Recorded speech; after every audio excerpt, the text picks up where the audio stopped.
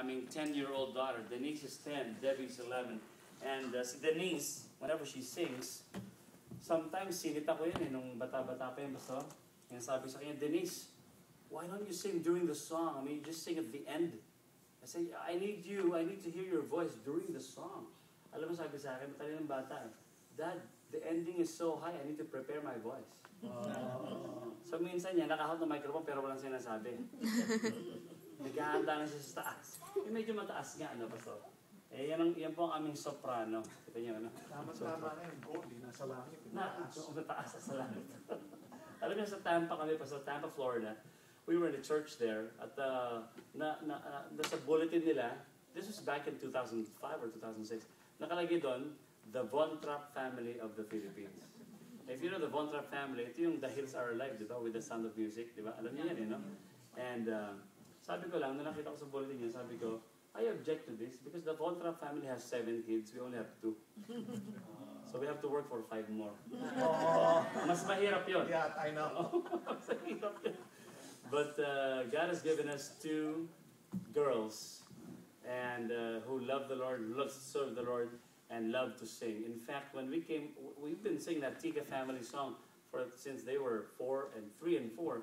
Back in 2004, we started that. And when we came back here 7 months ago in June, they were already, 10 and 9 and 10, I think. This is Debbie, celebrating birthday sila. So 9 and 10. When we came back here, we started singing it again. Sabi sa akin ng mga bata, Dad, until when are we going to sing that Tika family song?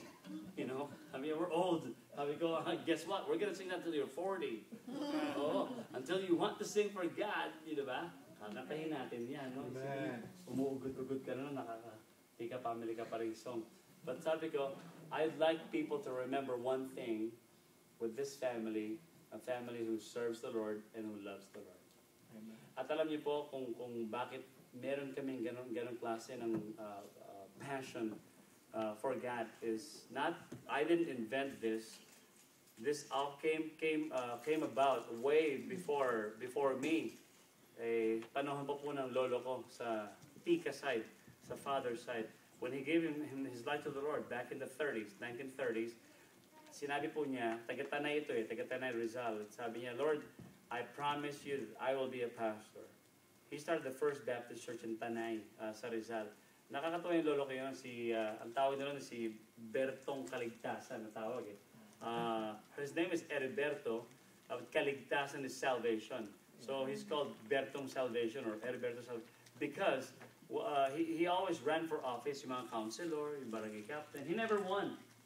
Because whenever he is in the pulpit, in the stage, you know, about say your plans on the, you know, on the province or on the barangay, he doesn't teach about that. He preaches on the Bible, on the Word of God. And he says, if I'm voted to be the counselor of Tanay province, I'm going to have to close the nightclubs and the beer houses.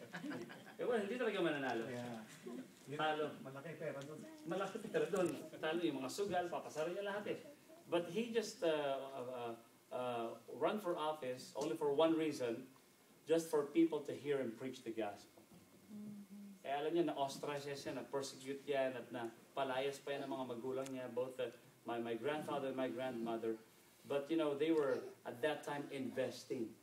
Amen. At that time, they were preparing something for the future. Out of his passion and call, 5 Pastor Tikas were born. Alam niyo na siguro most of you here. The oldest Pastor Tika is Gavino, Brigido, Pio, ang daddy ko po, Pio, tapos Felix, Heriberto yung junior, and 3 girls. 1 married the pastor. All 8 gave birth to 15 boys, including my brother and myself.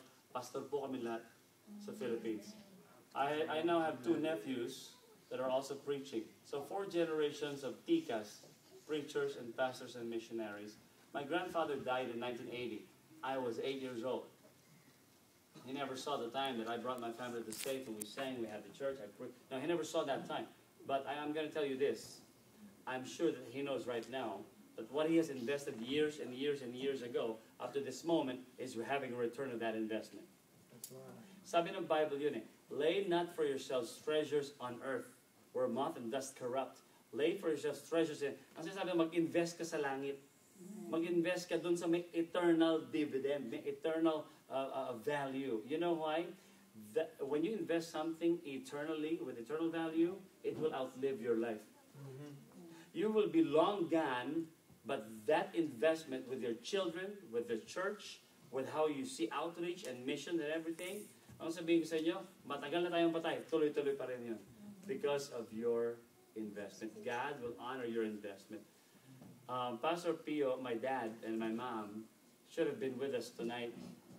Kasama dapat namin sila dito. Unfortunately, well, siguro fortunate na rin kasi pagkalooban ng Diyos, my grandfather in the mother's side. Yung po lolo ko sa father, si Amang, si Heriberto Pica, patay na po 1980 pa. Yung grandfather ko po, yung lolo ko po sa mother's side, passed away last week, Saturday. He's 85, pastor for 42 years sa Novaliches Baptist Church. He died last Saturday. Si Pastor Eliseo Capili. Father po ng mother ko. At pati yung mother side ko, pati yun, naambunan ng mga pastor yun. Kasi apat kami magpipinsan doon, puro kami pastor. Apat lang kami lalaki, pati yung kapatid kong babae na 21 years old, pero apat kami puro pastor din. Pero namatay po yung grandfather ko, my mother's side last Saturday. So, dapat straight lang kami dito sa Northern California. Pero nung Sunday night, I was with IBBC sa San Leandro sa Maine. Then Monday morning, we had to drive to Los Angeles kasi ang ticket nila nandoon sa LAX. So, Wednesday last night, we brought them to the airport, and Thursday this morning, we drove. Nag-cancel po ako ng, meron dapat kami appointment last night sa San Francisco for a prayer meeting Wednesday night, pero kinancel ko yun. Tapos tonight dito, tapos bukas po ng umaga, babalik na kami ng Los Angeles kasi meron kami appointment ng Saturday doon sa LA. Sabi sa akin nung dad ko, Nak, hindi ba magpapagod ka lang nung pagdadrive mo ng Thursday, babalik ka ng Friday sa LA ulit? Hindi, tanong mo lang kay Pastor Cepeda, baka pwede ng pastor. Reschedule na natin next 2 years. Alam mo, sabi ko kay Daddy, Dad, alam mo, yung impression sa akin ni Pastor Cepeda, nung unang-una kami nakita sa IBB Santa Clarita, sabi ko, I cannot turn him down. Sabi ko, bumilib ako sa maikling kwentuhan namin ng Ate Merlin, sabi ko, hindi po sakripisyo sa amin yung bumiyahe. Yung pong pagpunta po namin dito, bahagi po ng kaligayahan namin, kasiyahan namin to minister. Sabi ko, this may be the last time we will minister to you. Kasi pag uwi po namin, 2 years kami doon, malay nyo, pagkabating namin dito, wala na kayo rito. Baka may building na kayo sa sarili nyo. Gusto ko yun. Pastor, baka after 2 years, baka may building na kayo, binless na kayo ng Panginoon, tapos lumaki na kayo, dumami na kayo, hindi nyo kami pansinin. Yun ang hindi totoo. Yan ang hindi tama. Hindi tama. Kaya sabi ko, I want to grab this opportunity to be with the IBBC up here in Sacramento. Nagpapasalamat kami for this opportunity. It was a short notice, siguro mga 2 weeks ago ko lang sinabi ko pa sa Cepeda, but he was so gracious allowing us to give this opportunity. And alam niyo, lahat po ng ginagawa natin are all investments. Amen. Nothing that will be done for God's glory is wasted. It's a wasted time. Everything you do for God's glory is an investment. Amen. We are all given 24 hours a day, 7 days a week. We all have to be careful where we put our time into, our talents into, our treasures into. 7 days a week. Araw-araw yan. You know why? Because you may be investing in a life that will be a soon teacher, soon pastor. You don't know. Jesus Christ invested his life over 2,000 years ago, gave his life for all of us, at sinabi natin, kailan kumikita ang Diyos? When is He having a return of that investment? You know, every time a soul comes to God, repents of his sin, and gives his life to the Lord, that investment which the Lord Jesus Christ did over 2,000 years ago is having a return. May dividend pa po, kumikita pa rin every time somebody comes to the Lord.